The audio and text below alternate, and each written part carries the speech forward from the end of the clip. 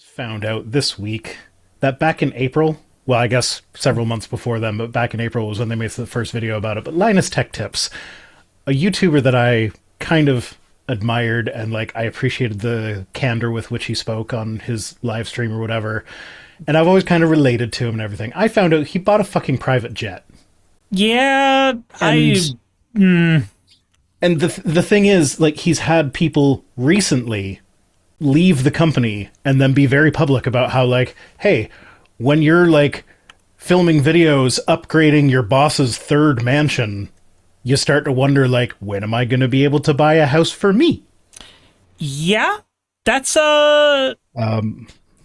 And so now I have issues with that as well, because the person who said that left the company, proceeded to buy a very expensive farm, and has been making videos about all the expensive equipment he's been putting on his farm and everything. And like, they're fun videos and everything, but little tiny bit hypocritical to be like, I left because he didn't pay me enough to buy a house, but I had enough to buy massive amounts of property and a bunch of equipment to take care of it properly. There is the part where he could have taken out loan for most of no, and then for is sure trying to use... He constantly makes jokes about how much debt he's in, so like, I'm sure it's not a very comfortable financial situation, but like... And then he's probably making the YouTube videos about it so that he can write them off on taxes afterwards. Yeah. Like, I feel like, I'm not saying it was bad for him to do that. Yeah. I'm just saying there are certain aspects of his story that do not quite track. No, that's fair. That's entirely fair. That being said, I lost a lot of respect for Linus, because like he's not even attempting to he does kind of try to justify it, but he also like quoted Warren Buffett. He was like, "Oh, well, I'm going to do the Warren Buffett thing. The first private jet that he bought, he named the Indefensible." Okay, but why would you want to, like, if you already know that that's the case, why would you do it? Like, that's... Yeah. Like, I mean, he went on public record when talking about Taylor Swift's private jets that, like, I don't think that's cool. I don't think it's very good, or whatever. I forget exactly what he said, but... It's the kind of... Okay, so there's a mentality that I want to talk about real quick that you just kind of illuminated, and it's the, I have a problem with the people in power until I become the person in power. It's the reason why, like, people who have this like fascination with I want to be rich. Okay, cool. Well, why do you want to be rich? Is it because you want to wield the kind of power that they wield, or is it because you just don't want to have to scrape by for your next meal? Like, what is your actual motivation there? Because my worry, especially being in a very politically motivated circle, is that let's say you've got a friend who's a content creator and they're talking about leftist things. They're talking about camaraderie. They're talking about building unions, all that. And then suddenly their channel shoots up to 500,000 subscribers. And then suddenly they've bought a Tesla. And then suddenly they are saying, well, actually, maybe it's okay that these people have this much money. Now that I'm a tiny millionaire, maybe the trillionaires are actually like morally okay. Like, I worry about watching that kind of turncoatism when the money inevitably corrupts. Yeah, I mean, I like to think that I would be different, because as it stands now, as long as I have enough money to not be worried about where the money to pay my bills is going to come from, I'm happy. And the research backs this up. I forget the exact number, but it's something around $130,000 a year. Once you're making that, it's like money doesn't buy happiness past that point, but like below that point, the lack of money certainly causes a whole lot of unhappiness. Yeah, so you know what's depressing? You know what those numbers were 9 years ago? 70,000. Yeah, and now that's the median salary, and it's not keeping up with inflation. That's the median? I don't even make the median salary. Huh. Well, yeah. Whatever. You know, I have a big problem with people who do stuff like that, and it, like you, I would hope that if I found myself in a situation where I had that kind of money, that I would be better about it. I would hope. I have no guarantees that I would be better about it, because I'm human, and You know what? The point Audience, if you guys want to find out which one of us handles money better, go to patreon.com/ViceRhino and whatever the fuck. No. Go to patreon.com/SureSkeptic. We're going to... No, they got to do both, so we both get lots of money so that we can see who does better with it. Right, so every dollar you give to Rhino, give me $1.2, and then... I'm kidding. Sure, I'm good with that. But, I mean, you're not wrong. The only way that one of us would find out is by being in the situation where we have it. Because, like, it's like when people say, like, person A goes through a life or death situation. And somebody goes, in that situation, I would do X. And I just kind of, like, tilt my head to the side and go, you don't know you would do that, though. Like, I know what I would do if somebody puts a knife to my throat because I've been in that situation as a child. I know what that situation. I know what the situation looks like when somebody's aiming a shotgun at you. I know what I would do like in that situation. The answer is freeze, by the way. The answer is fucking freeze, because I've been through that. But I can't tell you what I would do in a bunch of other situations. I would like to contend your answer. Sure. So my answer, what I would do in that situation, is piss myself. You know, I'm surprised I didn't. Honestly, like. Regardless, but no, like, I know what I would do only in situations that I personally have experienced because I know what I did in those situations. But yeah, well, I have not experienced that, but I imagine that I would piss myself. Fair enough. But it bothers me when people have such confidence with how they portray that, like, if that happened to me, I'd blow that person's head off. Really? You would? Okay, cool. How? With my rocket launcher. With my that's like the 5-year-old person. Have you seen Avatar: Fire and Ash? I got a bow and arrow with explosives on the end. Yeah. I've also seen Conton 83 just redeem the hats. I've also played Ocarina of Time. I'll use my ice arrows. Can't shoot me through the ice arrows. Avatar was just on my mind because one of the kids watched it recently. I don't like the Avatar movies. I know that's a hot take. I think they're okay. Like, it's just modern. They're incredibly too long. It's modern Pocahontas. Like, it is. All three movies have essentially the same plot.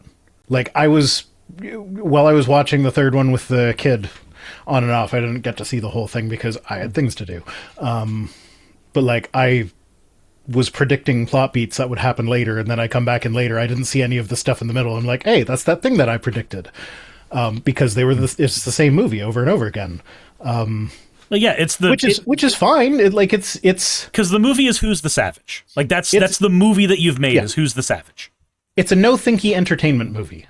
But one of the issues that I have with it, though, they are so long, and a good part of the reason why they're so long is because they do those really long sequences of, like, showing off the beautiful scenery that they've created on Pandora. Yeah. But I'm just like, this is a video game cutscene. What is this doing? Like, if it was actual scenery, I'd still want less of it in my action movie. I will say this, though. There is one... So, I like the Avatar movies. I think they're fine. Like, they're nothing that I will go out of my way to watch, but if it's on, I'll watch them.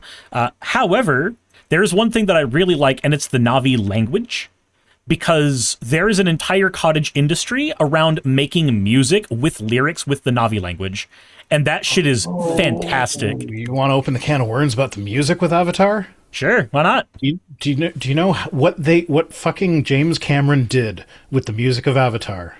Sure.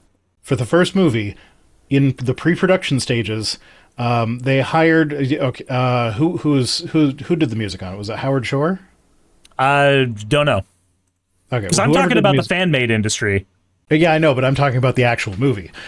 So they got their composer to work with an ethnomusicologist, so like someone who studies music from all these different cultures and different languages and everything. And he got them to work it. The goal was to create something that is unrecognizable as music that we would hear on Earth by combining music from all these different cultures. So it's like familiar enough that we hear it as music, but alien enough that it's, alien. Yeah.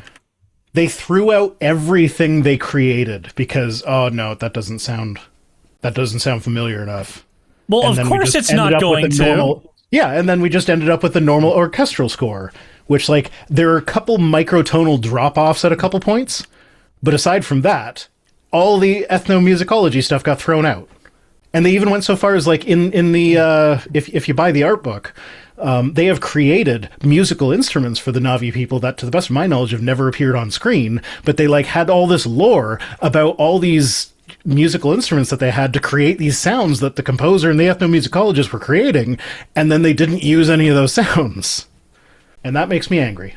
You know, I can see why that would upset you. At the same time, it wouldn't upset me only because, if I were in that situation, but no, it wouldn't really upset me only because I'm so used to kind of autistically digging into franchises that I like. So I'm just numb to this thing was left on the cutting room floor isms. So my thing with that is that I understand why it was left on the cutting room floor, because realistically, if you had music in your movie that's actually sounded alien, and it like, because like I, with my Western trained ear, when I listen to microtonal music, it does not sound good to me. I do not enjoy it. Like that musical duo that wear the funky costumes, Angine de Poitrine. You know those guys? No. Okay, I'm sure you've seen. I'm not going to play their music because that would be rude. But I'm sure you've seen the guys. Senshini says Dune went through with actually doing that. Yeah, no, I have not seen these people at all in my life. You haven't seen those guys? Nope. Okay, well, he's playing a microtonal guitar. Remember, I'm on Sonic the Hedgehog internet. Okay, well, they play microtonal music, and they do it very well. They're very highly skilled, but it does not sound good to my Western-trained ear. And so I understand how James Cameron might not wanted to take a risk with that. Like, it sounds like a good idea in your head, but then you hear the actual stuff, and it's like, oh, audiences aren't going to like that. So, like, I get that, but they never released any of the samples or anything. I would love to hear what they came up with. They just all, like, literally died on the cutting room floor. Because that's the thing. I will never listen to an Angine de Poitrine song because I don't think they sound good. But I have watched their videos, and I have appreciated it. I am better. I have had a better experience of my life for having been exposed to that, even if it's not my thing. Yeah. So I think a few people say that about I would like to actually hear it. It's overrated. No, it's once you get past the sphincter, there's nothing there. It's just a big empty void. Yeah.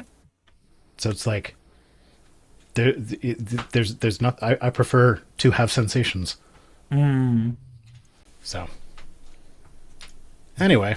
Hey, you made it to the end. I want to give an extra thanks to the patrons who allow me to do this full time. I want to thank Aaron Rail, Astral, Britzkrieg, Jemshin, Poundini, Red Joker, Victoria, Jonas, Craig, Tarika, Fireshard, Smiling GM, John, Dren Hadamada, Creeper, Sagitt, you know I'm not saying that last part, Sylvie Snow, Valis of Seraph, Ottoman Angel, Rooster Rachel, and Fire Panda, who are all my $20 and up patrons.